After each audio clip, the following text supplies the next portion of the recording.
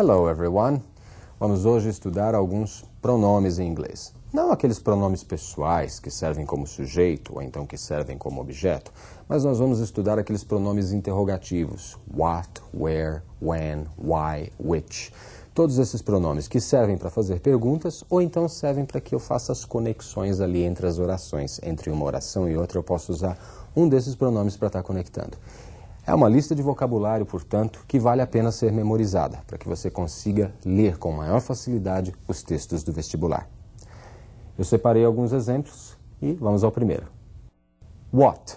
What makes you think like that? O que faz você pensar dessa forma? What makes you think like that? Você nota que o verbo make está imediatamente conectado com what, ou seja, eu não preciso usar nenhum auxiliar aí. Vai direto do what para o make, porque o what está ocupando a função de sujeito nessa minha pergunta. What did you see yesterday? What did you see? Aí eu tenho o sujeito you, o auxiliar did na frente dele, e o see sendo usado no infinitivo, mas a minha frase é passado. Eu tenho did, mostrando então que o que você viu ontem. What did you see yesterday? E I don't know what to do. I don't know what to do. Eu não sei o que fazer. Aí o what não está funcionando como pergunta, tá? Ele está funcionando como uma conexão entre duas partes da minha frase. I don't know, a primeira parte, e what to do, a segunda. Perceberam então o uso do pronome what, para se fazer uma pergunta e também para eu conectar a minha oração.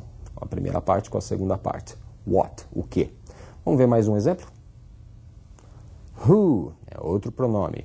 Who are you? É uma pergunta muito utilizada, vocês devem conhecer essa pergunta já. Who are you? Quem é você? I don't know who she is. Eu não sei quem ela é. I don't know who she is.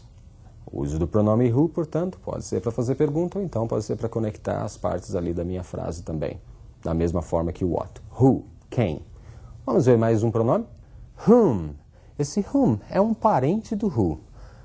Whom were you talking to? Ou seja, com quem você está falando. Whom were you talking to? Com quem você está falando. Você é o sujeito, você está falando com alguém. Whom é esse alguém. Ele funciona como objeto, perfeito? Então, o who é o sujeito, agora o whom, ele funciona como objeto da frase. I don't remember whom she was talking to. Eu não me lembro com quem ela estava falando. I don't remember whom she was talking to. Então, o whom aí conectando uma frase à outra e funcionando também como objeto, objeto do verbo talking to. The man whom I was talking to is my boss. Eu posso refazer essa frase usando that. The man that I was talking to is my boss. O homem com quem eu estava falando é meu chefe. Ou ainda, eu posso refazer essa frase sem nenhum dos dois e dizer The man I was talking to is my boss. É possível, então, omitir-se o pronome relativo.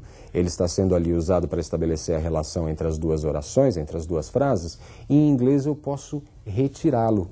Não o tempo todo, mas em alguns momentos. Cuidado quando você estiver lendo. Às vezes você sente a necessidade de um that, de um who, de um pronome relativo. Quando sentir essa necessidade, pode crer.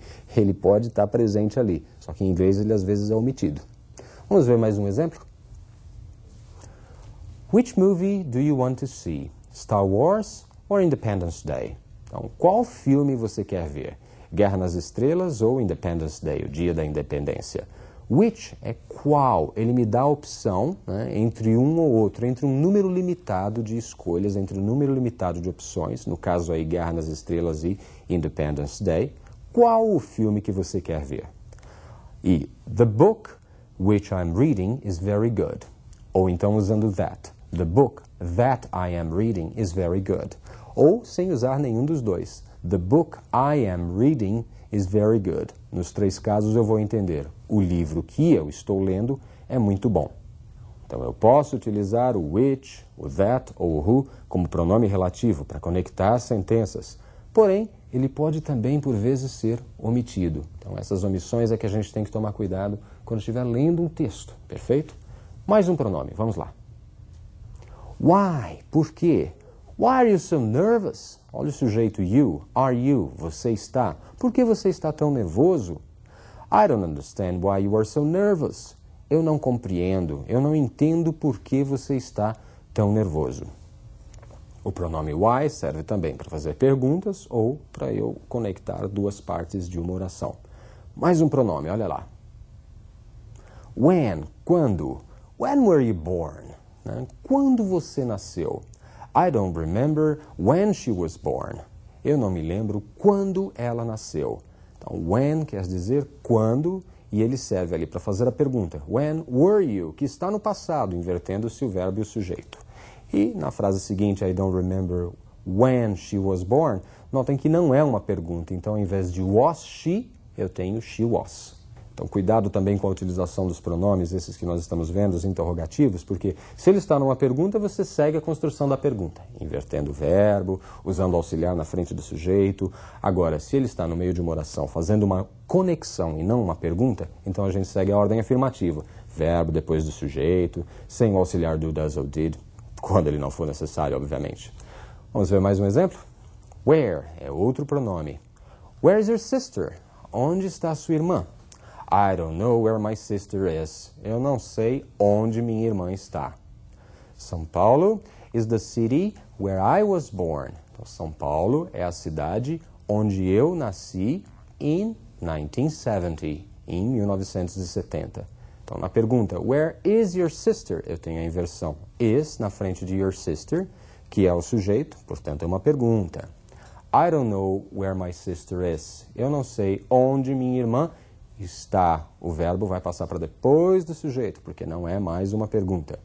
E São Paulo is the city where I was born. São Paulo é a cidade onde eu nasci, in 1970, em 1970. Então, percebem que o uso dessas palavras ele não se limita somente às perguntas? Ela vai aparecer em todo momento no texto um pronome desses, tá ok? Então, prestem atenção. É pergunta ou não é pergunta? Ou eu estou estabelecendo uma relação entre duas partes ali de um período? Vamos ver mais um exemplo? Whose, de quem, ou cujo, cuja. Vamos ver como funciona nas frases. Whose car is this? De quem é este carro? Whose car is this? De quem é este carro? Can you tell me whose car this is? Can you tell me whose car this is? Você pode me dizer, você pode me contar de quem é este carro? Notem ali que na pergunta eu tenho is this? Whose car is this? Invertido, não sujeito com o verbo. E nessa outra, a pergunta é a primeira parte. Can you tell me? A segunda segue na ordem afirmativa. A segunda parte segue na ordem afirmativa. Whose car this is? The teacher met the students whose grades are very low. Então, o professor encontrou-se, conheceu os alunos cujas notas estão muito baixas. Então, nesse terceiro exemplo, você tem o whose funcionando como cujas notas estavam ou estão muito baixas. Agora nós vamos dar uma olhadinha num pronome especial, o how. How, que sozinho quer dizer como. Mas eu posso combinar o how com adjetivos, e aí eu vou ter sentidos a mais. Observem então o uso do pronome how. How did you do this? Como você fez isso? Did you do? Você tem o did como auxiliar, you sujeito, you do novamente sendo usado como verbo, o verbo fazer. How did you do this? I don't understand how you did this. I don't understand how you did this. Eu não entendo como você fez isso. I don't understand how you did this. E notem que aí eu estou usando did como verbo. You did. Você fez. Como você fez isso. Então, funcionando sozinho, o how quer dizer como. E pode servir também para fazer as minhas perguntas ou então pode servir também para fazer as conexões entre as orações. Agora vamos observar o how mais os adjetivos. Olha lá. How old are you? How old? Quantos anos? How old are you? Quantos anos você tem? How far is Rio from São Paulo? How, como? Far, longe. How far, qual a distância? Qual a distância entre o Rio e São Paulo? How deep is the Pacific? Deep, fundo, profundo. How deep, qual a profundidade? Qual a profundidade do Oceano Pacífico? How long is that street? How, como? Long, longo. Então, qual o comprimento? Qual o comprimento desta rua? How long does it take to go to Europe? How long também quer dizer quanto tempo. Então, eu posso estar perguntando qual o comprimento ou quanto tempo.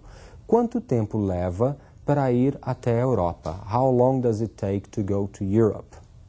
Então, prestem bastante atenção no how long, porque ele tem um duplo sentido. Qual o comprimento e quanto tempo. Perfeito?